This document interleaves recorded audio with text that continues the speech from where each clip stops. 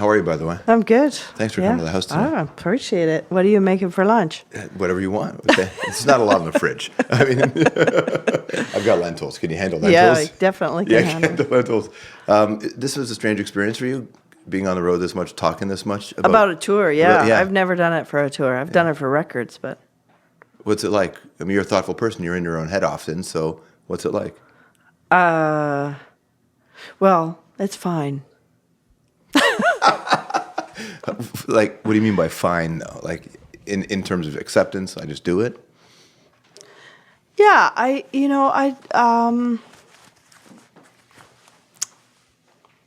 don't know. I'll have to figure that out after it's over. Do you have to get yourself ready for this sort of run? Yeah, I do. What's the process? I guess sort of contemplating what the questions will be and what my answers will be. Mm-hmm. Give some sort of premeditated thought towards it. Yeah, but that would be more reactionary. I would imagine it would be more proactive in terms of the things that you want to say and the message you want to get out there. See, I'm a singer, so everything I say comes through my music. Right. And I don't know if that's true. I'm probably full of BS right now. It's not true, but because... but it works for now. But the things that you want to say, do you still, I mean, obviously everybody has things that they want to communicate. How has it evolved at this stage of your life and at this stage of your career? I think probably the biggest turning point in what I want to say is that I actually don't know what I want to say. I used to know a lot. Yeah. And then I realized I was absolutely wrong about everything, so now I don't even think I have anything to say because I actually don't know anything. And that's the challenge, right? Well, one of the challenges, I suppose, of learning about life is the more you accept that you don't know, the better off you probably are, except it's not really helpful in your career. It's not very helpful, and it's not very interesting in interviews. Well, but you've also been crushed for things you have said, so I imagine, is part of that in response to it?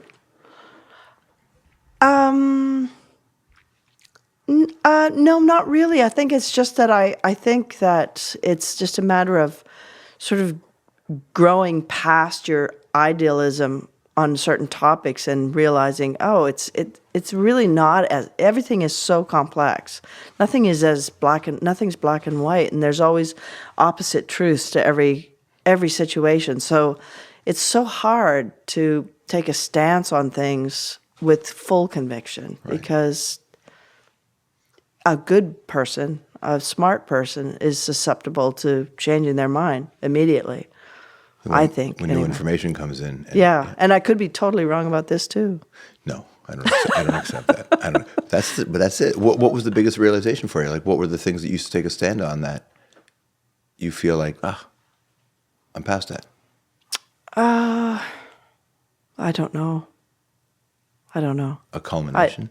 A culmination of things. What I found, someone who's been watching your career and listening since we first heard about you, you say you're the singer, but you never got to be the singer in your public persona. You always had to represent something for years and years and years and years. That it was, if there was a Katie Lang interview, it's like, she's not even going to be able to talk about music. Yeah, that's true. It's been a career-long struggle to balance that and to make sure that the music does sort of sift to the top.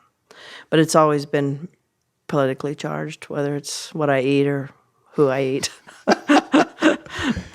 Well, are you okay with that? Yeah, at this point, yeah. You have to roll with it. Yeah. Tell me about, I was thinking about the music, and when you talk about anniversaries, it's not just the anniversary of your record, but anniversary of the Roy Orbison track. Yeah, I know. The Roy Orbison thing is 30 years old, too. That's right. I know. And that's a monster moment. That was a monster moment. Those first few years, just being around those songs and around those artists and contributing yourself, what did that feel like? Unbelievable. Like when I first got the call to sing Crying, which initiated the whole relationship with Roy, I was kind of, I was young, I was ready to hit it, and I thought, I guess I should do this Roy Orbison thing. And then I started getting immersed in Roy Orbison's music and singing with Roy on the mic and like being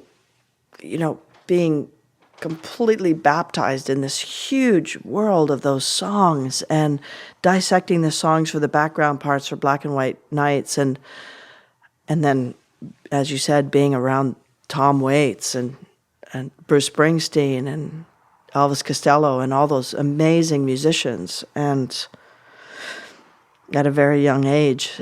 It was definitely a very intense university of music school right there. Were you present? Were you good at being present back then? That's a really good question. I don't know. I think when you're young, you're sort of so self-aware that you're actually more aware. You're aware of what you're doing, and you're kind of, I don't know, you're putting yourself out there. I was selling myself, back then. But at the same time, I was more natural and less self-conscious at simultaneously. So I was present in that I absorbed a lot of, Roy, and watching the musicians and listening and and seeing who was in the audience and being loose, but at the same time, so much happened so fast that it's just also a blur. I also wonder what the come down from that is, because that never sustains itself. Bruce has Bruce's career, but when you come off the road, you have to figure out, how do I chase that again? How do I replicate that again? Yeah, I think, yeah, because you obviously you have this void of having the self-satisfaction of performing. That really feeds my soul, feeds my physical body and my spiritual self, and when you don't have that, you look for a replacement. And Lisa and I were talking earlier about how, just the momentum of being on tour and a fast-paced life. You're in a town for 2 days, and then you're in another town, and you're just moving, and that gets ingrained into your DNA, and in some ways you never settle. You can never settle. Yeah, there's got to be some kind of cellular remapping for you. Exactly. Right? Yeah. Not to mention the subconscious stuff that you can't even figure out till years later. Yeah. What do you remember from Roy? Those moments with him? Roy's presence was the thing I remember. I don't even, and I had the whole crying experience where we were in London doing Top of the Pops. We were on the first Jay Leno show. I mean, we hung out a lot, backstage, and we had the recording process, and we had the Black and White Nights.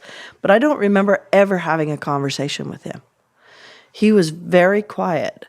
And people think he was a tragic figure, but he was so stoic and so peaceful that I never felt like I needed to have a conversation with him. It was almost by osmosis that you absorb who Roy was. He was just very calm, and then he opened his mouth and this booming energy came out. So I've said this a million times, but I think of him as a tree. Just quiet, but incredibly strong and peaceful. When you're buying houses, people say you're buying locations, but you're actually buying trees. Yeah, you're buying trees. If you have great trees. Relocated trees. That's right. Good. How about Tom Waits? Tom Waits? Well, I never got to talk to Tom Waits either, but being on stage with Tom Waits and watching him play the organ has altered me forever. Yeah. How so? Just the way that he approaches music in this naive, uncontrolled, unrestrained attack, but not aggressively, but just unleashing his soul on an instrument. Beautiful. It's one of the best things I've ever seen was watching him play live. Hobo Lullaby. He called it Hobo's Lullabies, and I remember thinking that's the most beautiful way to talk about what he does. Yeah. Because it's so sad at parts and so beautiful in others. I know, he's really a force. So when you're on stage, do you feel that you're a force? No. No, but I think that would be detrimental if I thought of myself as a force. Do others perceive you as a force? I have no idea. I mean, there's the Hallelujah performance, which was pretty forceful. But that's the song. Yeah. Well, no, but also you were there. Well, I was there, Yeah, but like you were doing that it. was a culmination of the moment. Will that be on the summer set list? Yes. It will. Yes.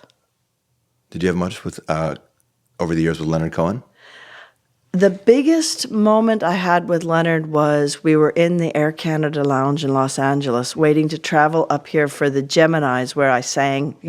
He was 2 feet in front of me. That was nerve-wracking. But in the lounge in the Air Canada Lounge in Los Angeles, we discussed I think we discussed Buddhism a tiny bit, but mostly we discussed the fact that we had both experienced our business managers taking everything we had.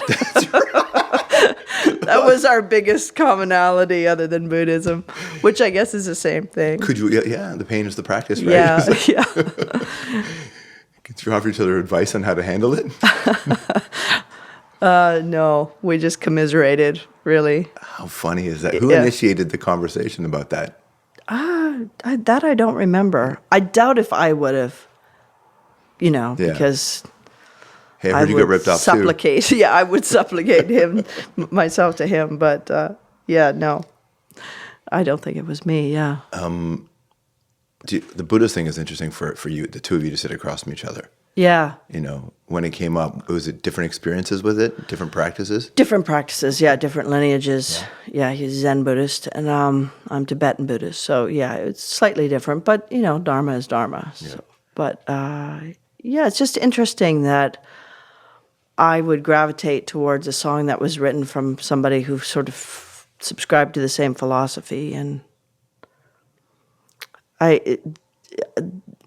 his songs, I think of him as this great translator of, the noble path or whatever, and being able to translate it to us through songs, these big ponderances, these big questions that we ask ourselves. And he managed to write them for his whole life. He wrote them.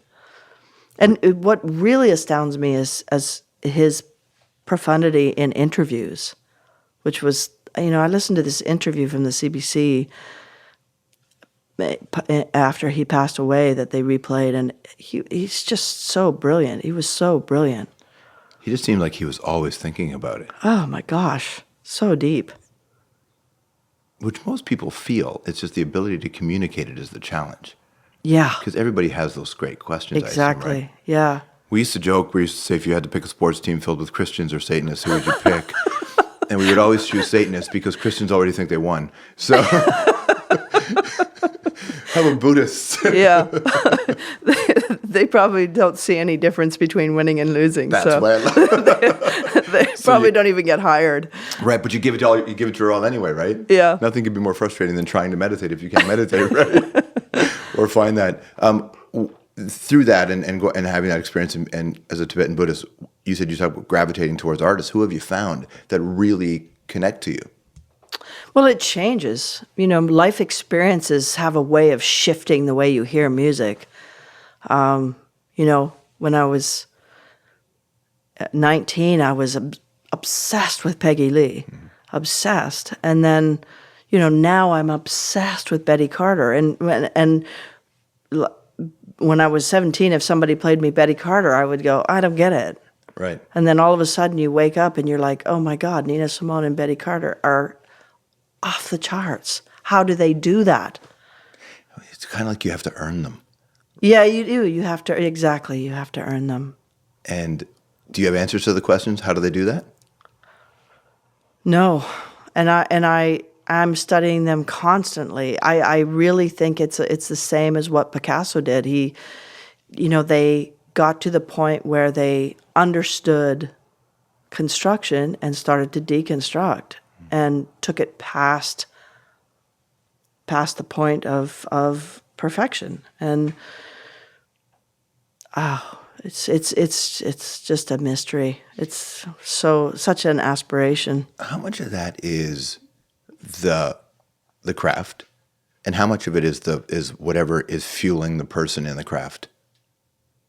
I mean, you're talking about tragic figures and broken people in a lot of ways, and horrible people. Picasso did some horrible things. So how much of what's happening inside allows them to reach that other plane? I don't know the answer to that. I wish I did, because then I don't think I would be even worried about getting there. I don't know. Do you still think about getting there? Oh, God, every day, every second. Yeah. How does that matter? Getting to a place like Nina or Betty, getting to the place where you've let all the outside stuff drop and you're just nailing it. It's just coming from your soul. You know, the Buddhist thing I go to in LA is called Against the Stream. So Dharma punks kind of. Oh, yeah. Yeah.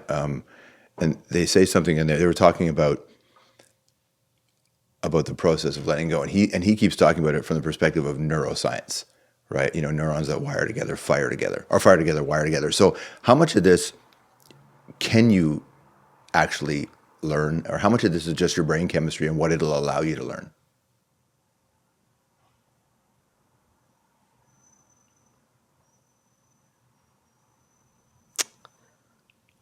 Wow.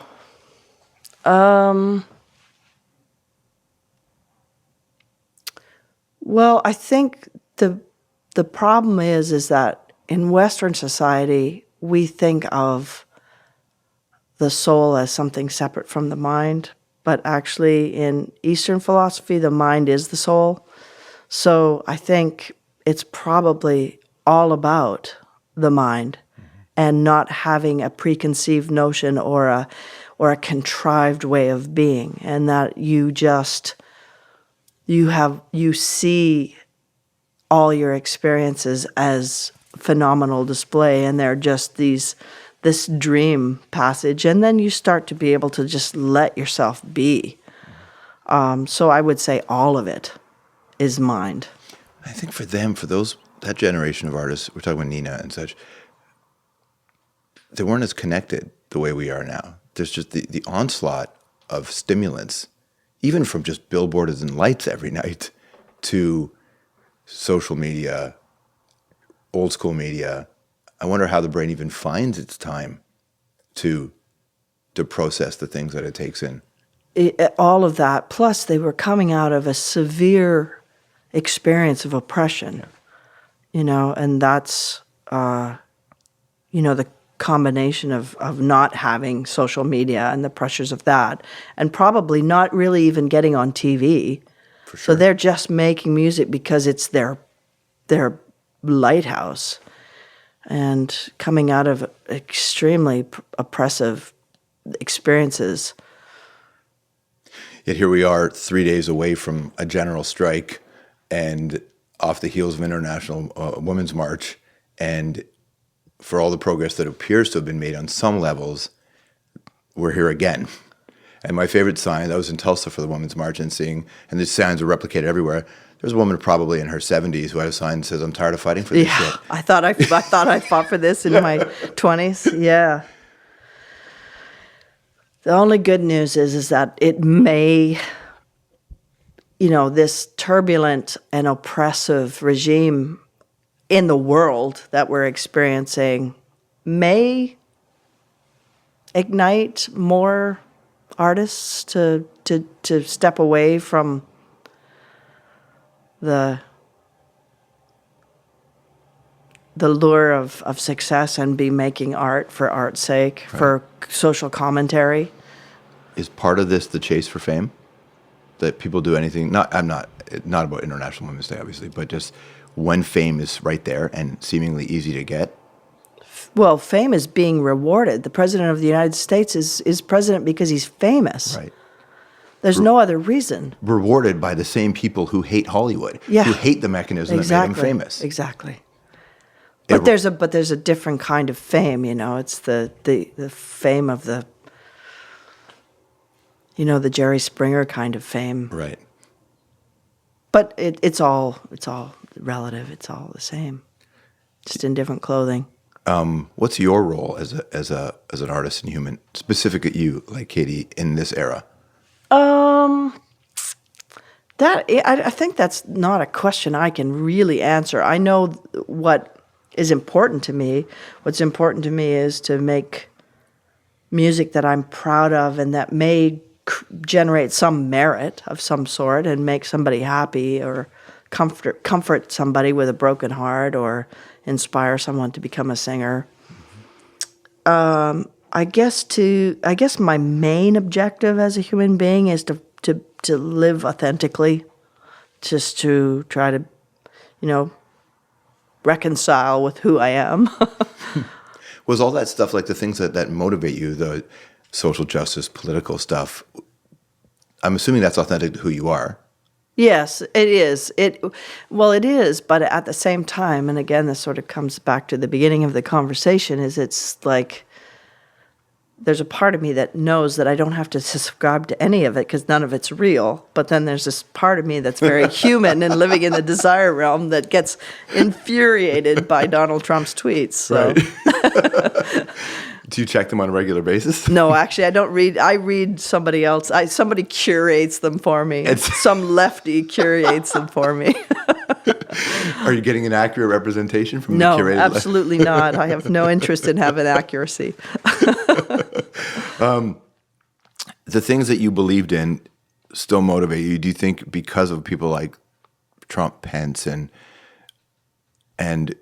looking forward to March 8th, the day takes on a different significance? I can't even tell you how many times just in my career, in my career alone, that every 5 years or something, they're like, oh, this is the year of women in rock. Yeah. Like all these women are having success. And it's like, yeah, we had that 5 years ago. Yeah. We're going through it again. It's just, I don't know.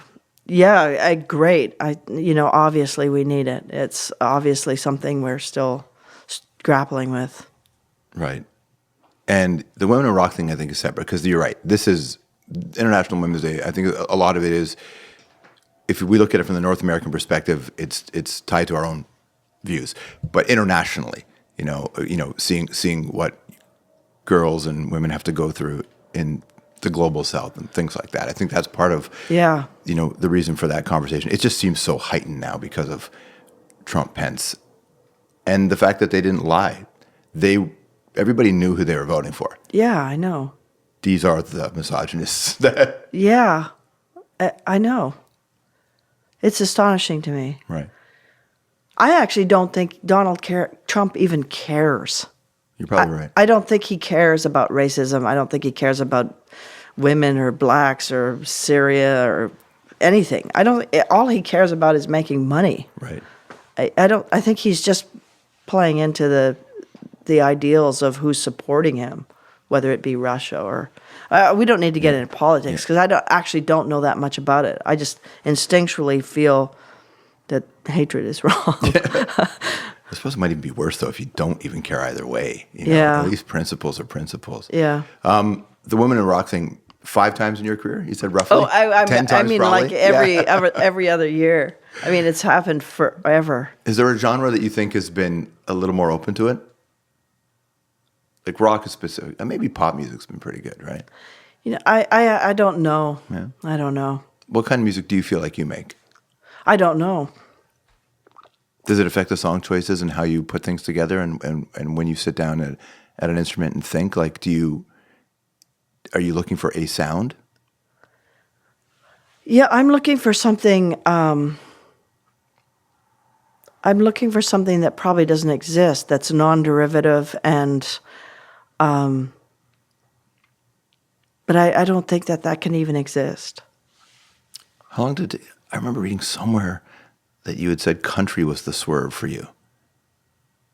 At the time, it definitely was. Because I found combinations and hybrided them together that created something new. I don't know if I have that much energy anymore. I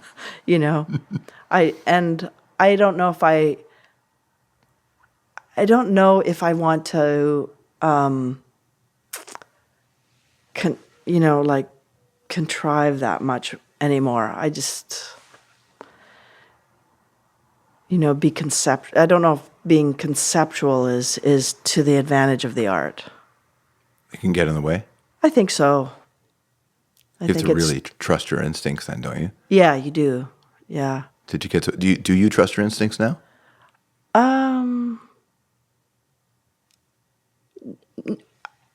Yes and no. Instincts are so fluid too, you know. Like one day I'll be completely convicted to an idea. And then the next day I go, no, that's not going to work. So, I don't know. What's that feel like? It feels both liberating and frustrating but I look at it like I'm in this incubation period because I don't have the kinetic, unrestrained energy that I had in the initial part of my career. And I think it's this readjusting period that I'm in right now. This like recalibrating every relationship to music I have. Have you gone through this before? Not for this period of time, no. What's it like to have a new experience? Because when the older we get, it's harder to have these sorts of really interesting phases in our life. What's that like? Because music's been such a part of your life. Yeah. I think I'm still in the absorption period, so I don't really know what it's like. It's just, I feel like I'm kind of emptying out and starting to reabsorb. And, you know, like I said, I'm listening in a whole new way that it's afforded me to listen in a whole new way, which I think is ultimately, essential. So you have lots of records still left in you. I have lots of records to listen to. Yeah. But I mean, at some point, what's the end result of this? I don't know. For the consumer. Maybe just as a consumer. Well, that would be no fun for anybody else but you. People want to hear it. And the people I'm buying the music from, maybe. Yeah, I guess they'd be happy. That's certainly true. Are people in the mainstream media, how often are you connected to mainstream media? Do you watch much of it, consume much of it? No. Where do you get your sources? Just the one lefty curator? Yeah. Yeah? Just Twitter. That's it. Oh, dude, that's crazy. Twitter? All my information in life comes from Twitter. That is not true. It's Twitter and the Portland Trail Blazers games. Right. That's right. Hey, what does the end of Portlandia mean for Portland? I don't know. It's traumatic for so many people. It is, yeah. What's your experience? What was your experience like with that? It was insane. It was so much fun and so... Like, you don't get much information. You get a script over the internet, and you show up, and wham, you're in a scene with Fred and Carrie on a bus, and I couldn't stop laughing.